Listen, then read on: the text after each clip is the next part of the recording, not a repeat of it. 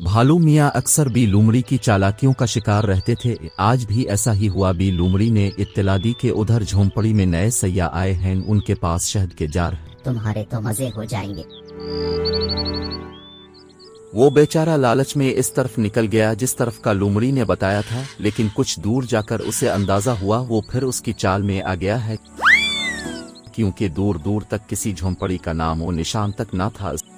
उसके पांव भी जख्मी हुए क्योंकि रास्ते में कांटे थे। आज इसको लूमड़ी पर बहुत गुस्सा आया और उसने इरादा किया अब वो इससे जरूर बदला लेगा। शाम को वो अपने दोस्त हाथी के पास गया और तमाम माजरा सुनाया।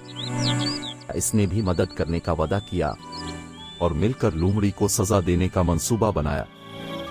जंगल में हर रोज किसी न किसी जानवर को बादशाह शेर के हुक्म के मुताबिक ड्यूटी देना होती थी। वो अपने मुकर्ररा दिन पहरा देता और अमन व अमान कायम रखता।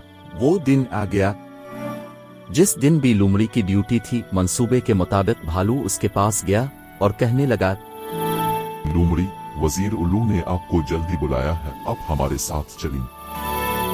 हाथी ने भी यही अल्फाज दोहराए और बताया कि बादशाह सलामत भी वही है। मेरी तो आज ड्यूटी है, मैं कैसे अपनी जगह छोड़ कर जाऊं। भालू ने कहा, अब की मर्जी, हमारा फर्ज था आपको बताना, अब आप जाने और बादशाह सलामत। ये कहकर वो दोनों चलने लगे कि वो भी कुछ सोचकर उनके साथ चल पड़ी। बादशाह का शाही घर काफी फासले पर था।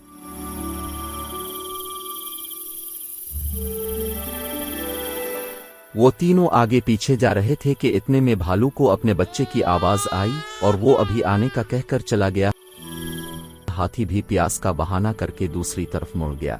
लूमड़ी भागती जा रही थी कि उसको शेर की धाड़ सुनाई दी। जब उसने गौर किया तो आवाज इस तरफ से आ रही थी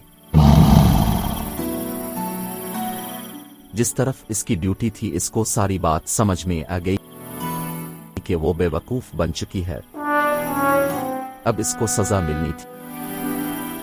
इससे पहले कि कोई इसे बुलाने आता वो खुद ही बादशाह के सामने पेश हो गई। अब इसकी कोई चालाकी काम नहीं आती थी और ना उसकी किसी बात का यकीन आता था। बादशाह शेर ने इसकी लापरवाही पर इसको सख्त अल्फाज में डांटा और सजा तजवीज की कि अब इसको पूरा एक माह ड्यूटी देना होगी। ये सुनकर भी लूमड़ी के होश अलिफाड़ गए। बादशाह के जाने के बाद भालू और हाथी दरख्त के पीछे से सामने आए और एक जबान होकर बोले, अब मजा आया कि दूसरों को तंग करने का अंजाम कितना बुरा होता है। मुझे उम्मीद है कि आपको हमारी कहानी पसंद आई होगी। अगर आप मजीद कहानियां चाहते हैं तो हमारे चैनल को सब्सक्राइब